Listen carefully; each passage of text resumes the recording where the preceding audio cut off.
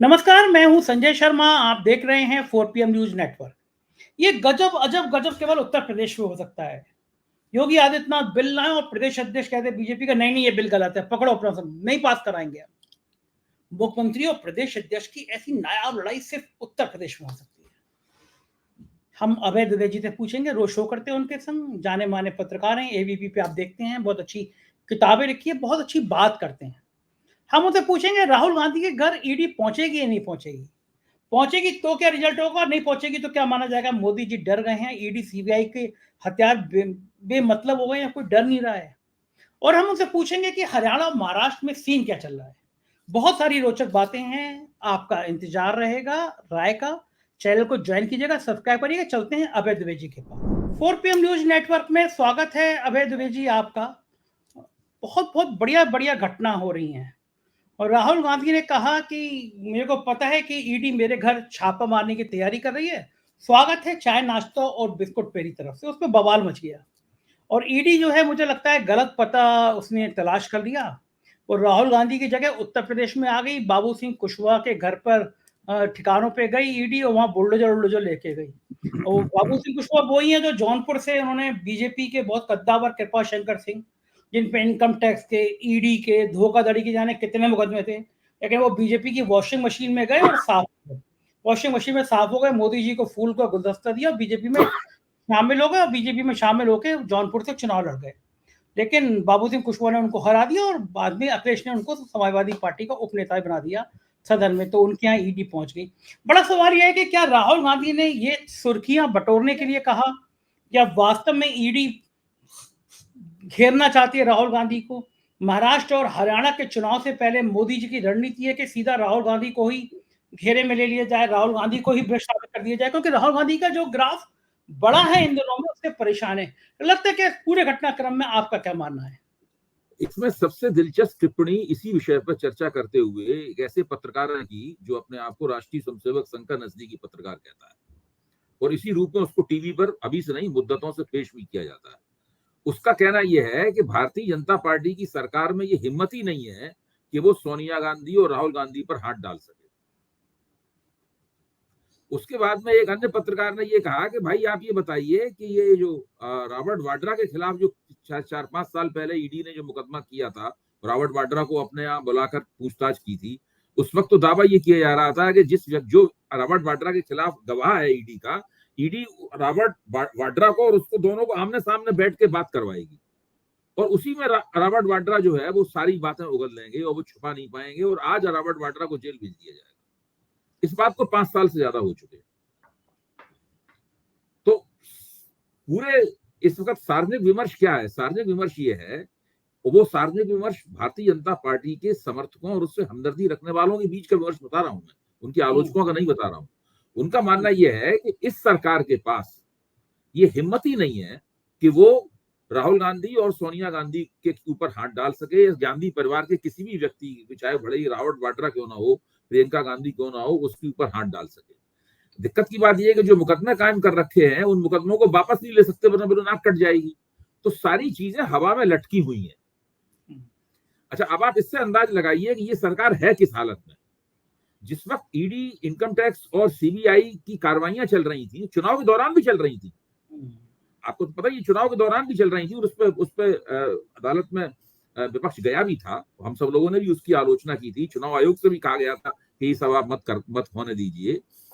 उस वक्त माहौल ये था, उस वक्त की राजनीतिक परिस्थिति ये थी कि भारतीय जनता पार्टी के पास स्पष्ट बहुमत था और इस तरह की दावेदारी थी, इसका कोई खंडन नहीं कर रहा था कि आगे भी स्पष्ट बहुमत आने वाला है। ये माहौल था। आज स्थिति क्या है? आज तो स्पष्ट बहुमत समाप्त हो चुका है, सरकार कमजोर है, सरकार अपने ही जो गठजोड़ पार्टनर है उनके सामने झुकने के लिए मजबूर है। सरकार की कुछ समझ में नहीं आ रहा क्या किया जाए क्या न किया जाए। यहां तक कि पूरे आर्थिक सर्वे के अंदर, आर्थिक सर्वे कौन बनाता है? सरकार के सलाहकार बनाते हैं। सरकार की मर्जी बिना आर्थिक सर्वे थोड़ा बनता। उसमें साफ तौर पे लिखा हुआ है कि किस तरह चीन की जो संपत्ति है, उस चीन का जो एफडीआई है, फॉरेन डायरेक्ट इन्वेस्टमेंट है, चीन का जो पूंजी निवेश है, उसको हम भारत में कैसे लाएं, इसकी तरकीबें सुझाई गई हैं आर्थिक सर्वे में। और उसके ऊपर इस वक्त पिंक पेपर्स जो हैं, जो आर्थिक खबरों के अखबार हैं, उनके अंदर बड़े बड़े हेडिंग लग के खबर विश्लेषण और विद्वानों की बात छप रही है, चीनी एफडीआई पर चर्चा करके। ये अंग्रेजी का लेख बता रहा हूं, तो अंग्रेजी में यही शब्द लिखा हुआ था, चीनी एफडीआई पे चर्चा, टी चर्चा, CHARCHA चर्चा करके इस तरह की चीजें छप रही। तो इस वक्त ये सरकार, जिसे कहते नहीं कि जैसे कि आप एक व्यवस्थित कमरे में जाएं, जहाँ सब चीजें ठीक से रखी हुई हैं, कपड़े घड़ी करके रखे हुए हैं, सब चीज ठीक से रखी हुई, बिस्तर ठीक से बिछा हुआ है, और अचानक उसको हाथों से इधर उधर फेंक दें। मतदाताओं ने असल में उस व्यवस्थित मोदी सरकार के व्यवस्थित कमरे को उतन दिया है, पूरी तरह व्यवस्थित कर दिया है। सब चीजें इधर, कपड़े इधर उधर फैले पड़े हुए हैं, कोई चीज रखी नहीं है, हर चीज पड़ी हुई है। इस सरकार की सारी नीतियां, इस सरकार के सभी चीजें जो है अव्यवस्थित हो गई हैं, बद इंतजामी की शिकार हो गई हैं, कहीं कुछ भी नहीं हो रहा है। आप देखिए, पिछले 1.5 महीने के अंदर 15 से ज्यादा रेल दुर्घटनाएं हो चुकी हैं। 15 से ज्यादा रेल दुर्घटनाएं 1.5 महीने के अंदर हो चुकी हैं। आप कितने लोग उसके अंदर मर चुके हैं, बड़ी बड़ी रेल दुर्घटनाएं हुई हैं। कुछ भी इस सरकार के लिए ठीक नहीं हो रहा है। अब ये राहुल गांधी ने जो बात कही है, इससे सरकार की कमजोरी की एक और पोल खुलती है। इस गठजोड़ सरकार की स्थिति में तो ये मुझे नहीं लगता इस सरकार हिम्मत करेगी कि विपक्ष का उस तरीके से दमन करने की कोशिश करे जिस तरह का दमन वो 1 साल पहले कर रही थी, या चुनाव के 6 महीने पहले कर रही थी। कर ही नहीं सकती, क्योंकि अगर वो ऐसा करेगी तो जो गठजोड़ सहयोगी दल हैं, उन सहयोगी दलों के अंदर एक प्रतिक्रिया होगी और एनडीए के अंदर समस्या पैदा हो सकती है। ये भी हम लोगों को देखना है कि अगर ये सरकार ऐसी जुर्रत करती है विपक्ष के नेताओं का दमन करने की, तो एनडीए के अंदर उसकी क्या प्रतिक्रिया होगी। काफी बुरी हालत है इस सरकार की। और राहुल गांधी ने यह कहा कि मैं समझता हूं ये एक बहुत ही उनकी चतुराईपूर्ण टिप्पणी है और एक चुनौती भी है कि अगर तुम में हिम्मत हो तो हमारा कुछ बिगाड़ लो। उस वक्त तो राहुल गांधी लोकसभा चुनाव से पहले की संवैधानिक पद पे नहीं थे, उनको एक साधारण नागरिक की तरह पकड़ा और गिरफ्तार किया जा सकता था। अब तो Rahul Gandhi leader of opposition है, केंद्र सरकार के अंदर एक संवैधानिक पद के ऊपर अगर उनके ऊपर किसी किस्म की आंच आती है, मैं बताता हूं उसका मोदी सरकार को बहुत नुकसान होगा। और सारी दुनिया में, जब पहले ही से कहा जा रहा है कि मोदी सरकार विपक्ष का दमन करने वाली सरकार है और ये मोदी सरकार का डेमोक्रेटिक डेफिसिट है, मतलब जो है सारी दुनिया में मोदी सरकार की नाक और भी ज्यादा नीची होगी इससे, तो ये बिल्कुल इनके लिए असंभव है। असली बात यह है कि राहुल गांधी, अब पूछा जा रहा है कि भाई राहुल गांधी के पास वो सूत्र, राहुल गांधी ने कहा सूत्रों से मुझे पता चला, यही तो कहा राहुल गांधी ने। तो सूत्र कौन से हैं? दरअसल जब सरकार के हाथ से बहुमत चला जाता है तो जो जांच एजेंसियां हैं और जो ब्यूरोक्रेसी है, वो भी अपने अंडे केवल एक ही टोकरी में रखने से इनकार कर देती है। तब जो बोतल के ऊपर ढक्कन बहुत मजबूती से लगा हुआ था, वो ढक्कन दरअसल ढीला हो जाता है और खबरें सूत्रों के जरिए निकल के अपने आप ही विपक्ष के पास आने लगती हैं। तो इस वक्त ये जो सूत्र कहे हैं, ऐसे तो बहुत से सूत्र लोगों के पास होने जा रहे हैं, राहुल गांधी के पास, गांधी परिवार के पास और विपक्ष के अन्य नेताओं के पास। ठीक बात है, लेकिन अगर मोदी सरकार हर चीज को गोपनीय रखने में समर्थ होती थी, वो उस तरह समर्थन नहीं हो पाएगी। अच्छा, इसका दूसरा मगर परिणाम देखिए, मान लीजिए ये जो आप बता रहे हैं ये बात आप सब मजाक में उड़ाने लगे हैं कि तो राहुल गांधी सीधी चुनौती दे रहे हैं, हिम्मत हो तो बीडी भेज के दिखाओ। अगर मान लीजिए इसी खुंदक में, इसी चिड़ में, क्योंकि आजकल मोदी जी को गुस्सा भी, खुंदक भी आ ही रही होगी, जो हाल हुआ है उनका, पूरी बहुमत नहीं आ पाया, तो चिढ़ाना स्वाभाविक है। मेरे अंदर भी है, किसी भी मानव स्वभाव है। कोई आदमी कहे कि अब की बार 400 पार और बहुमत भी नहीं है, और जो इंसान कहता हो कि मैं बायोलॉजिकल नहीं हूँ, मैं तो ऊपर से देवदूत हूँ, फिर उस आदमी का ये हाल हो जाए तो कहीं ना कहीं अंदर से पीड़ा भी होती है। मोदी जी के चेहरे से लगती भी है, पीड़ित है वो। अगर मान लीजिए खुंदक में वो ईडी की टीम से कहते हैं जाओ राहुल गांधी की का रेड करके और मिले ना मिले, अगर राहुल गांधी के घर पे ईडी की रेड होती है, ईडी की कार्रवाई होती है, तो उसका क्या क्या नतीजा होगा? क्या कांग्रेस के पक्ष में होगा, विपक्ष के पक्ष में होगा? क्या उसके राजनीतिक फलितार्थ भारतीय जनता पार्टी के खिलाफ जाएंगे और बहुत दूरगामी दृष्टि से खिलाफ नहीं आएंगे। मेरा मानना है कि उसका तुरंत प्रतिक्रिया होने लगेगी उसकी, क्योंकि पिछली बार जब राहुल गांधी को बुलाया गया था और कांग्रेस सड़क पे उतर आई थी और बहुत जबरदस्त रूप से कांग्रेस कार्यकर्ताओं ने उसके खिलाफ प्रदर्शन और धरने किए थे, आपको ध्यान होगा। अब तो पूरा इंडिया गठबंधन करेगा, तब तो इंडिया गठबंधन बना नहीं था, अब तो पूरा इंडिया गठबंधन करेगा और विपक्ष की एकता और भी ज्यादा मजबूत होगी। ये करके देखिए, इंडिया गठबंधन बनने के पीछे और उसकी एकता मजबूत होने के पीछे सरकार द्वारा किया गया विपक्ष का दमन है ना, ये तो हम सब लोग जानते ही हैं। अगर सरकार विपक्ष का इस तरीके से दमन नहीं करती तो शायद इन लोगों के बीच के अंतर्विरोध ज्यादा मुखर रहते, एकता इतनी मुखर नहीं होती। क्यों अंतर्विरोध पीछे चले गए और एकता सामने आ गई? ऐसा क्यों हुआ? इसीलिए हुआ। वो तो मोदी जी ने ही धकेला इन लोगों को एकता करने की तरफ। अब मोदी जी अगर इस तरह का काम करेंगे तो ये दरअसल अपने पैरों पर कुल्हाड़ी मारेंगे। ये बार बार अपने पैरों पर कुल्हाड़ी मार रहे हैं।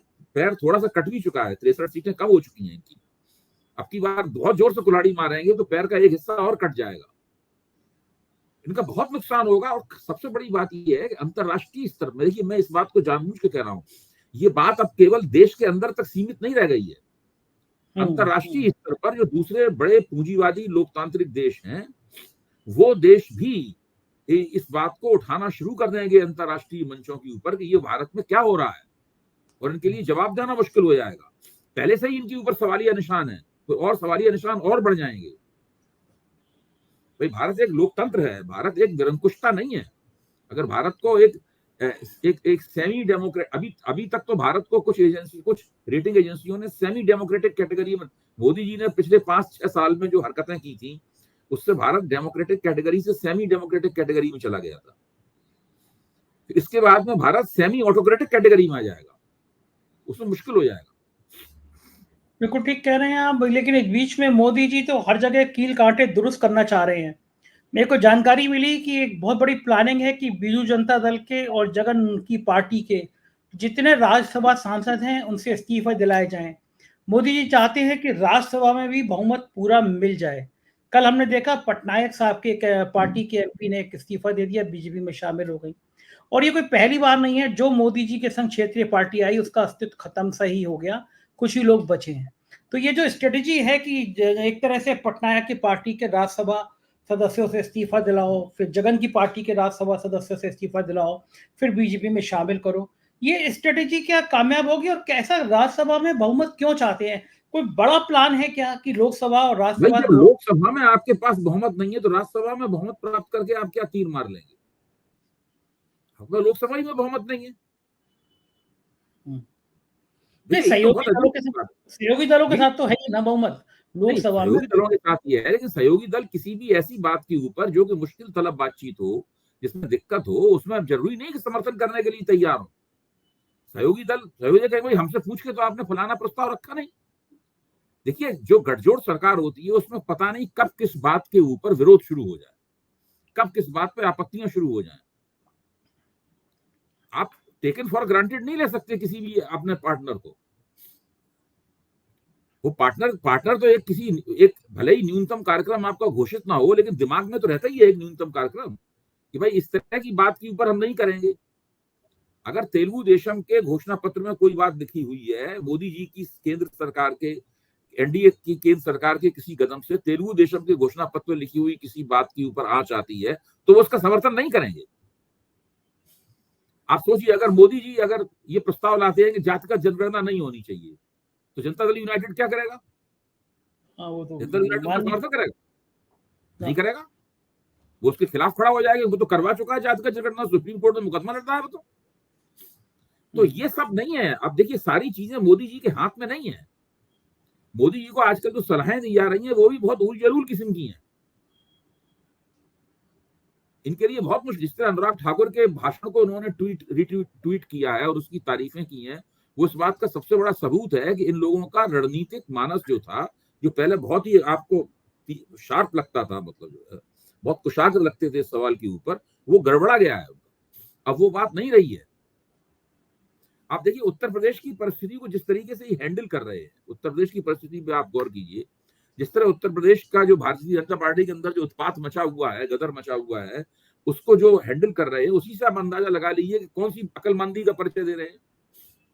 आपको लगता है कि उत्तर प्रदेश के मामले में अमित शाह और मोदी बहुत अकलमंदी का परिचय दे रहे हैं? मैं आपसे अभय जी वही पूछना चाह रहा था कि गजब हो गया उत्तर प्रदेश में, तो विधानसभा में नजुल जमीनें जिनपे लोग अनादर के तरीके से रह रहे हैं, मान लो योगी आदित्यनाथ बिल ले आए, उसके लिए उनकी सरकार बिल ले आई, सदन में ही बीजेपी के 2 विधायक खड़े हो गए कि ये बिल गलत है भाई, इससे बहुत लोग प्रभावित हो जाएंगे। खास तौर से प्रयागराज की में तो हजारों लाखों परिवार रहते हैं, 100 सालों से रह रहे हैं। राजा भैया खड़े हो गए। खड़े हो जाते अलग बात है। अनुप्रिया पटेल मोदी सरकार के मिनिस्टर ने तो चिट्ठी लिख दी कि योगी जी, जिन अफसरों ने आपसे ये बिल बनाया उन अफसरों के खिलाफ कार्रवाई करिए, बिल तो जन विरोधी है। यहां तक तो ठीक था, लेकिन योगी जी क्या मानते हैं, विधानसभा से बिल पास हो गया। जब विधान परिषद में गया तो पार्टी के प्रदेश अध्यक्ष भूपेन्द्र चौधरी ने विरोध कर दिया कि ये बिल जन भावना के अनुकूल नहीं है और बिल वो सिलेक्ट कमेटी को भेज दिया जाए। मेरी जानकारी में आज तक के इतिहास में नहीं हुआ कि कोई रूलिंग पार्टी बिल विधानसभा से पास करके भेजे और उस रूलिंग पार्टी का प्रदेश अध्यक्ष ही कह दे कि ये बिल गलत है, जन भावना के खिलाफ है।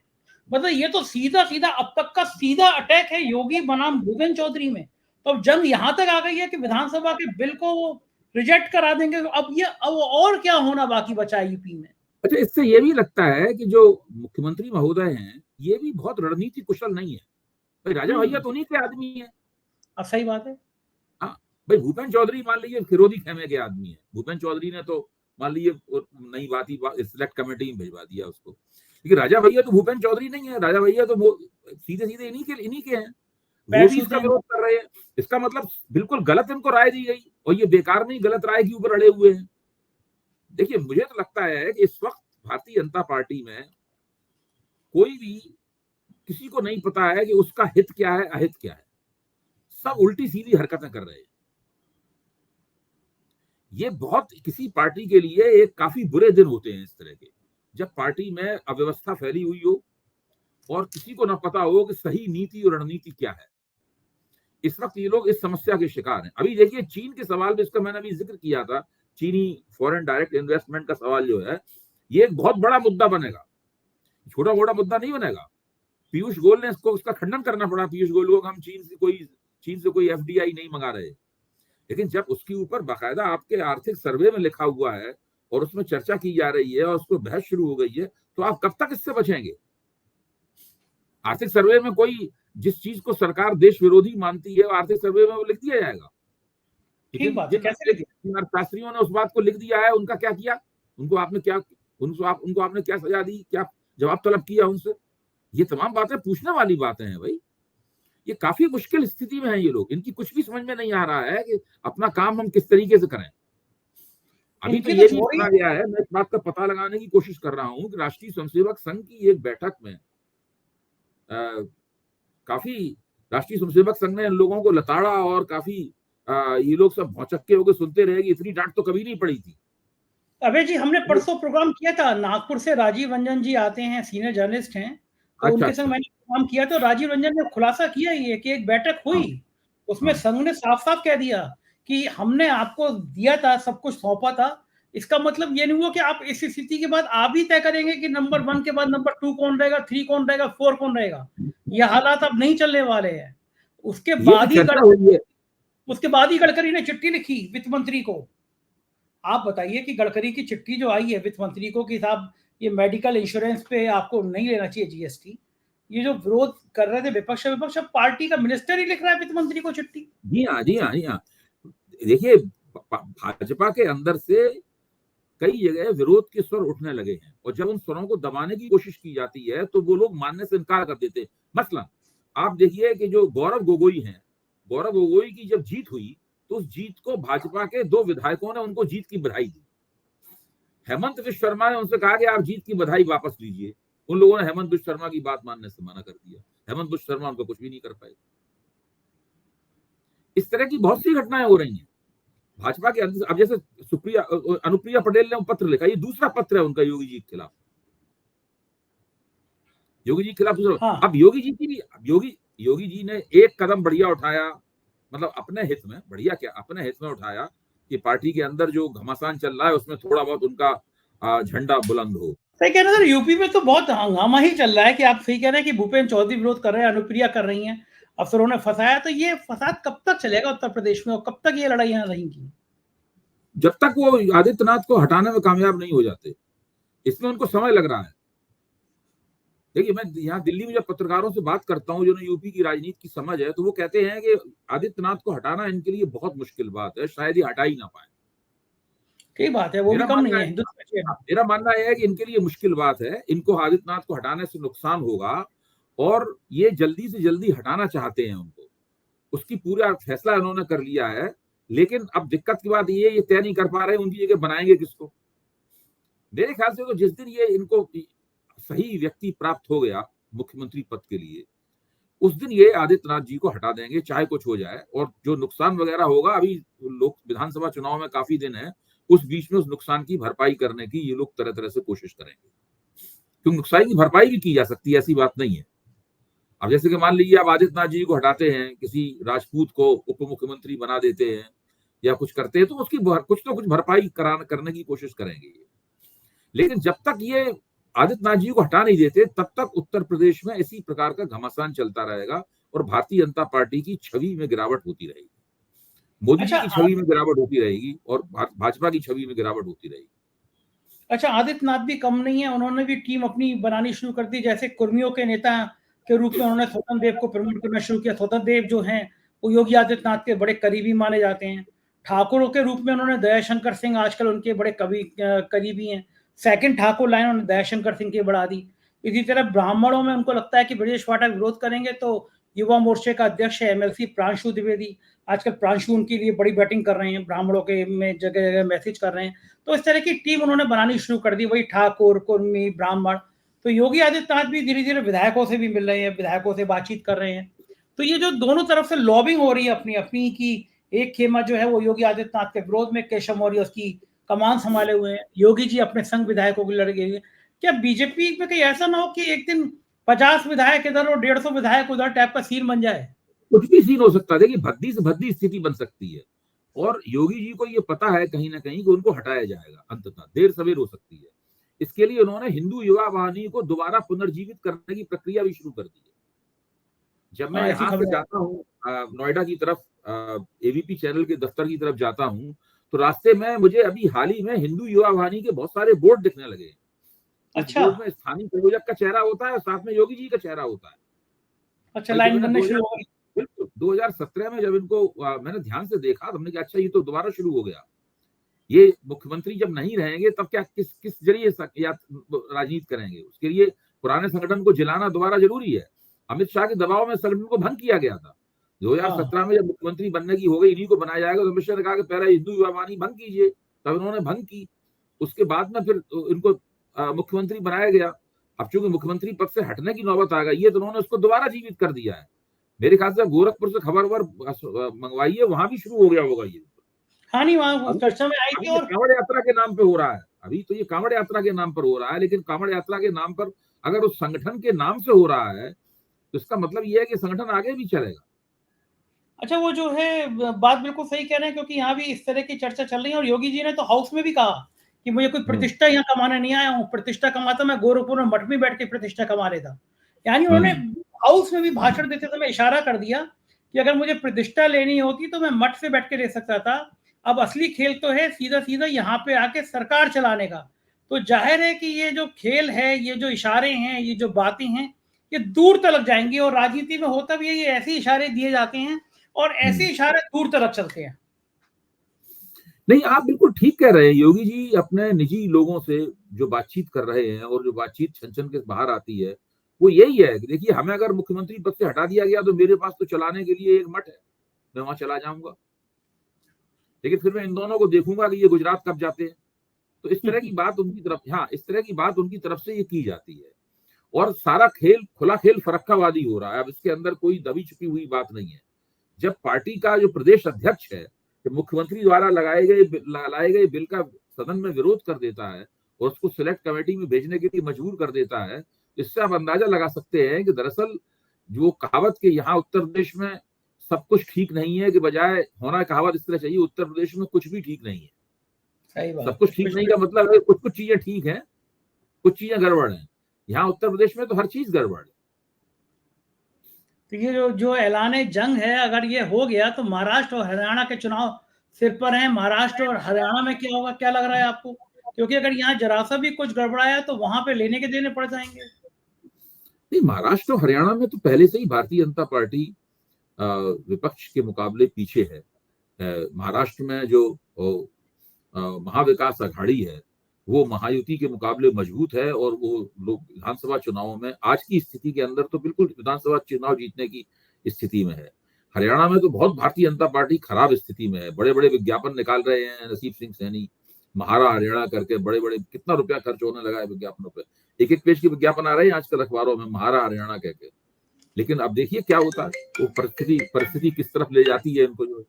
अच्छा, अखिलेश यादव पूरे मजे ले रहे हैं, वो कि जब वो योगी आदित्यनाथ यहाँ पे भड़क रहे थे, योगी आदित्यनाथ यहाँ पे गर्म हो रहे थे, तो अखिलेश यादव मजे ले रहे थे कि भाई यूपी की दिल्ली वालों से नाराज हो, लड़ाई यूपी में क्यों कर रहे हो, दिल्ली। तो जो अखिलेश यादव इन दोनों तंज कस रहे हैं, इन दोनों जो बातें कर रहे हैं, इन दोनों जो हमले कर रहे हैं, वो क्या मौका मिल रहा है? 10 विधानसभा के उपचुनाव सिर पर हैं कि समाजवादी पार्टी को, राहुल गांधी को एक बड़ा बड़ा प्लेटफॉर्म बिछा के दे रही है बीजेपी कि भाई तुम 10 में से आराम से बैटिंग करके जीत जाओ। क्योंकि अगर ये लड़ाई लड़ती रही तो राहुल गांधी और अखिलेश के लिए तो ये जमीन तैयार करना बड़ा बढ़िया। दूसरा, उत्तर प्रदेश में अगर योगी आदित्यनाथ के खिलाफ लड़ाई लड़ेंगे तो इसका असर महाराष्ट्र में ना पड़े, इसका असर हरियाणा पे ना पड़े, इसका मैसेज ना जाए, ये असंभव है। यानी एक लड़ाई की फिगर वहां पे भी जाएगी। तो क्या इन दोनों चुनाव में वैसे भी नुकसान है ही है हरियाणा महाराष्ट्र में, लेकिन क्या उत्तर प्रदेश की वजह से भी वहां नुकसान होगा? देखिए, सारा देश मीडिया रेवोल्यूशन के बाद में आपस में जुड़ चुका है। अब ऐसा नहीं रहा कि यहाँ तक कि तमिलनाडु में अगर कुछ होगा तो उसका उत्तर प्रदेश में असर पड़ेगा। भाई तमिलनाडु में सनातन वाला मुद्दा उभरा था ना, हाँ, भाई तमिलनाडु में उभरा सनातन वाला मुद्दा, भारतीय जनता पार्टी ने उस मुद्दे को सारे देश के लिए बनाया उन्होंने यूपी में तो किसी ने सनातन के खिलाफ बोला नहीं था। किसी ने नहीं बोला था। हाँ, कोई भी बात कहीं भी हो सारे देश पे उसका असर होता है, और ये उस प्रभाव से बच नहीं सकते।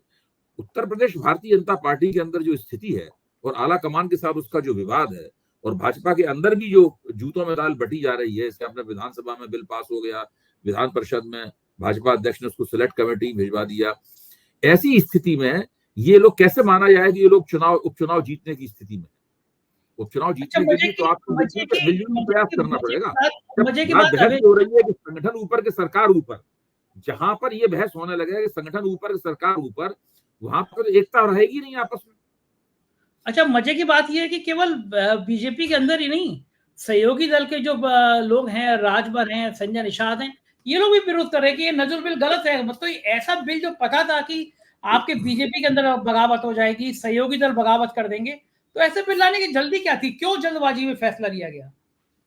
देखिए, जब बुरे दिन आते हैं तो आप इसी तरह की हरकतें करने लगते हैं। आप कोई भी व्यक्ति जो है, अपनी स्ट्रेटजी किसी की बिल्कुल पक्की नहीं है, सोच समझ के कोई काम नहीं हो रहा है, नी जर्क रिएक्शन है हर जगह, इसी तरह की तमाम गतिविधियां हो रही हैं।